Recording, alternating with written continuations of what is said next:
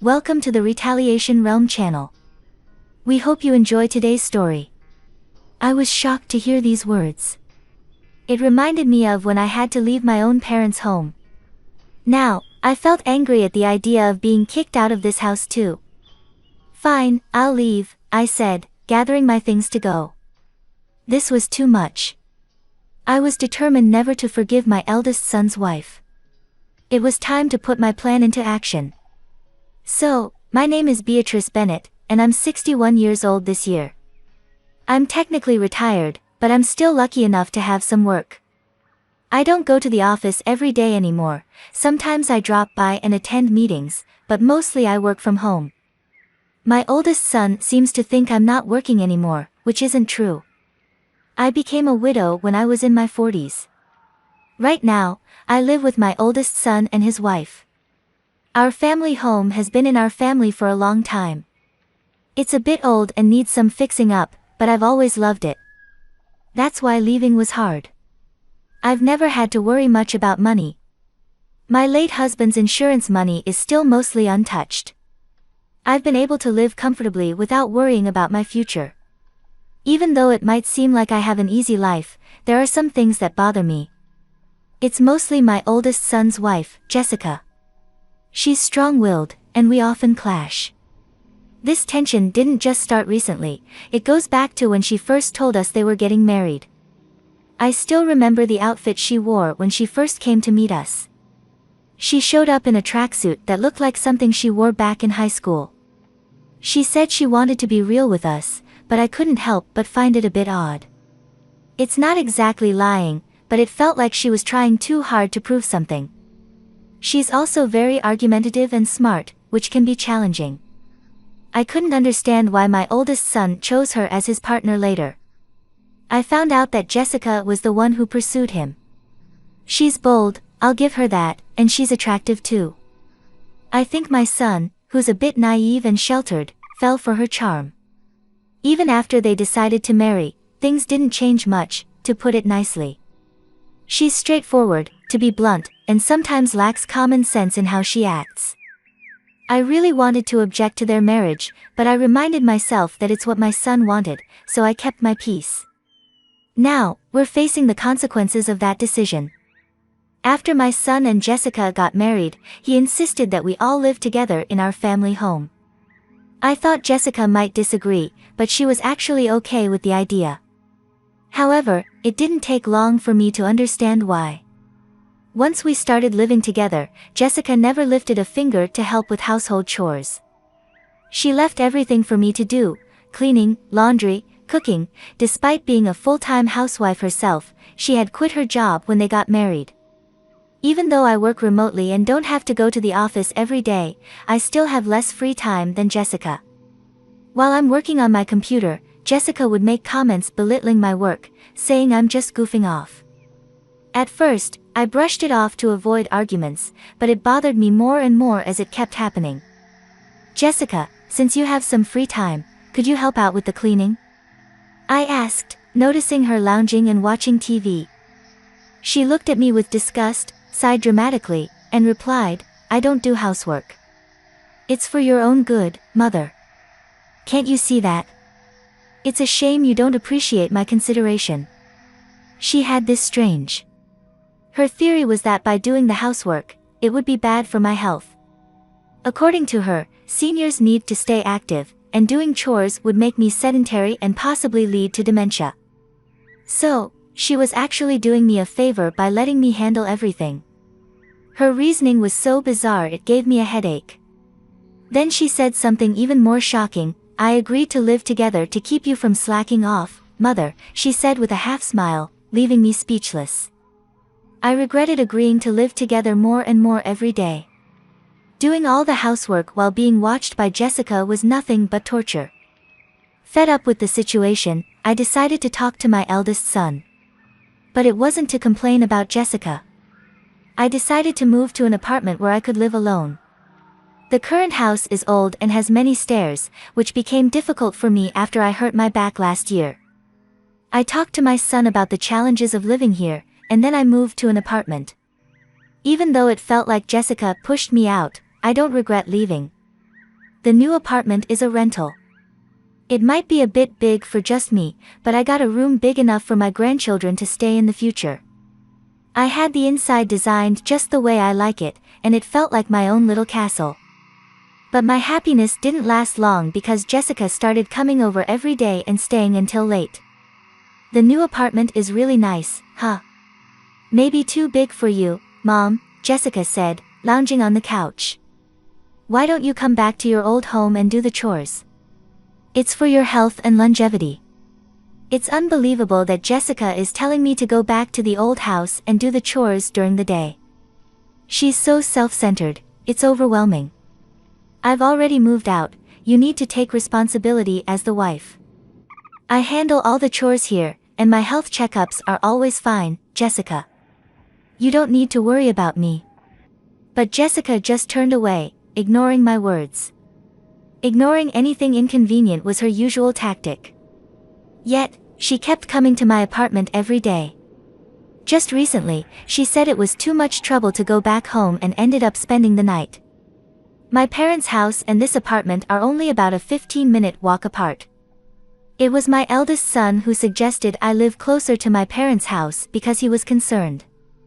His concern made me a little sad to leave the old house. One day, after I had been out for work-related errands, I came back in the evening to a surprise. To my shock, Jessica had let herself into my apartment.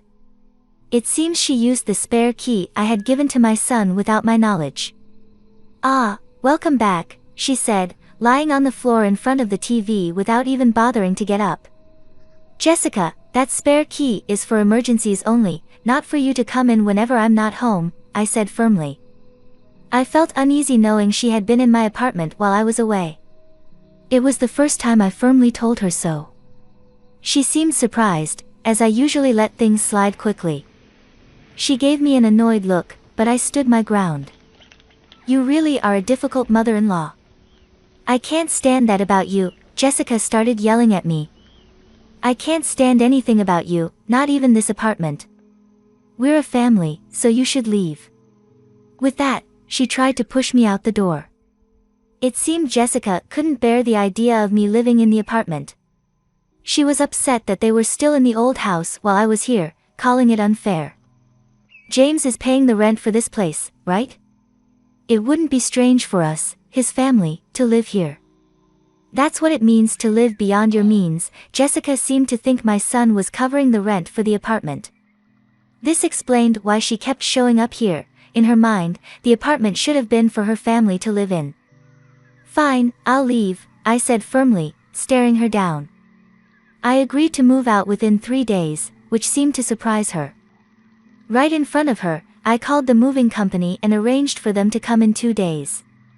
As Jessica left feeling satisfied, I watched her go, already planning my next move. True to my word, I moved out. My new place was an apartment specifically designed for seniors. I decided to test it out for 2 weeks. I handed over the keys and lease documents to Jessica, asking for a change in the contract through the real estate agent to the landlord. Luckily, I've known the landlord for a long time, so they were flexible and accommodating, which was a relief. My eldest son was furious with Jessica for kicking me out.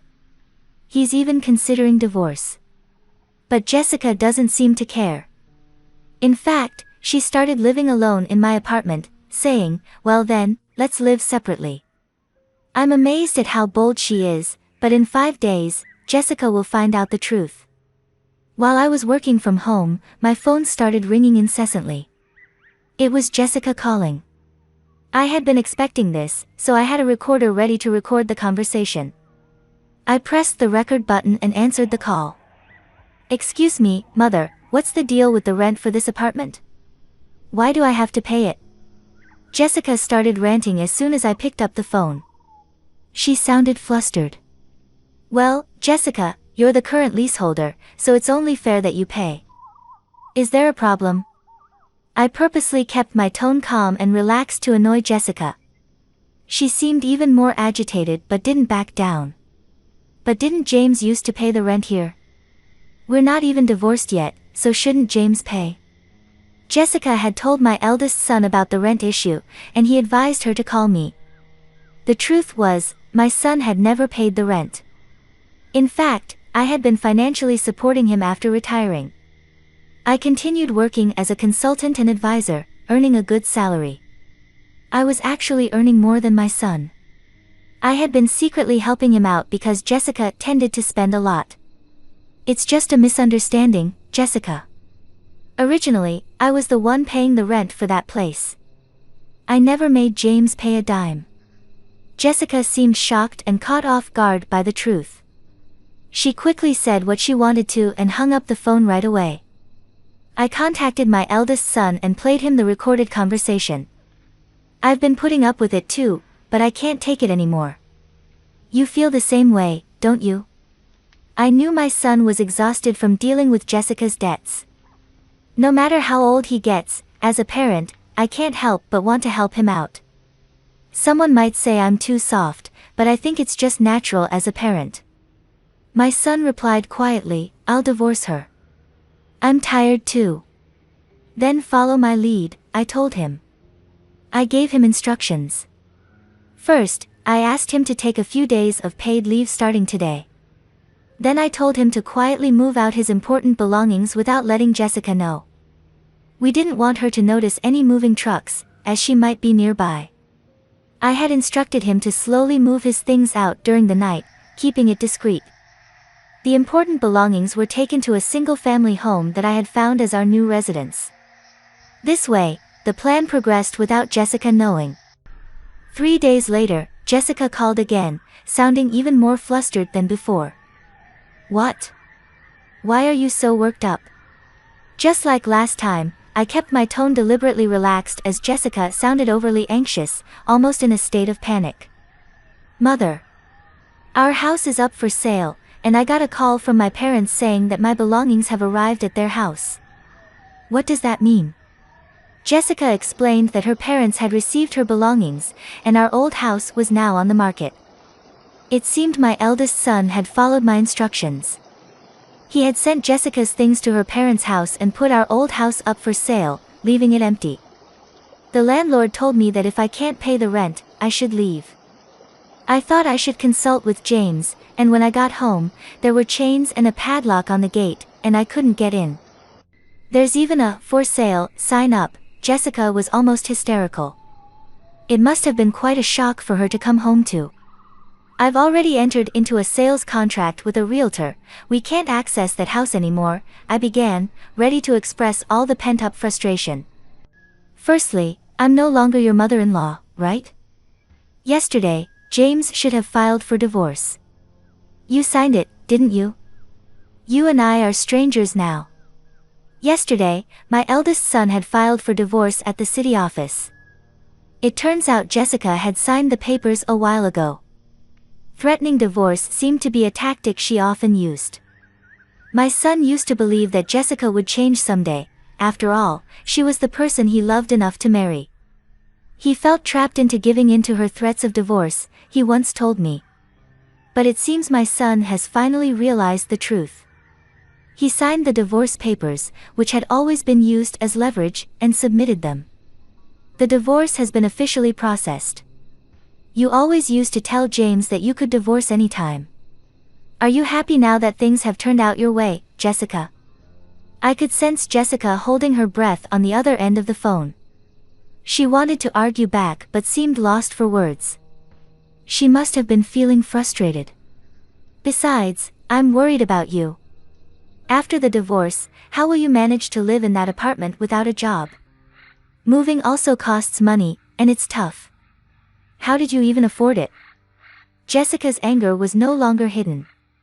She yelled and cursed at me. She had claimed she married my son because of the inheritance he received from my late husband. However, I control all the inheritance, and she can't touch a penny of it. Despite marrying to clear debts, she screamed that nothing was going well for her. Of course, I made sure my son listened to this conversation too. If it came to a divorce settlement, I planned to use the recording as evidence. I thought it was the end, so I patiently waited for Jessica to finish her tantrum. She ranted for about 15 minutes without pause. Then, in the end, she started begging me for help, crying. She confessed that she had been disowned by her family with nowhere else to go. She pleaded for my assistance. It suddenly clicked for me. Something had felt off at the wedding, and now I understood what it was. Jessica had no place to go, no home to return to. Despite feeling a bit sorry for her, I couldn't ignore the consequences of her actions. Apologizing now won't change anything. We're strangers now. There's nothing more to discuss. Good luck with your life from here on, I said before ending the call with Jessica. I felt a sense of relief afterward. It seems Jessica caused trouble at my eldest son's workplace. He told me things escalated to the point of involving the police. When he returned home, Jessica, who had been staying at the apartment without paying rent, had her keys changed by the landlord while she was out. Now, she can't even get into her own apartment. She might have tried to contact me or my son, but we had canceled our phones and got new ones with new numbers. I can only imagine the despair she felt when she realized she couldn't reach us, no matter how many times she tried. We didn't give her our new address either, so she can't reach us that way. After causing a scene at my son's company, she was issued a restraining order. With no other options, it seems Jessica turned to her disowned family for help. However, when she returned home, she was met with a shocking sight. The luggage I had sent to her family's house was left out in the rain in the backyard, and she wasn't even allowed inside the house. It's likely that the unpaid rent for the apartment had added to her parents' anger. I heard rumors that she's currently staying in an apartment provided by an organization that supports homeless people. Without the ability to spend as she did before, she seemed stressed when I passed her on the street. I was stunned to see how much her hair had turned white and how dry her skin looked. She had changed so much, I hardly recognized Jessica at first. It made me realize just how much a change in living conditions can affect a person. I started a new life in the house I bought with my late husband's inheritance. It's a duplex, so my son can remarry whenever he wants. For now, he joins me for dinner, but otherwise, he takes care of his own things. I found that this distance works well for us.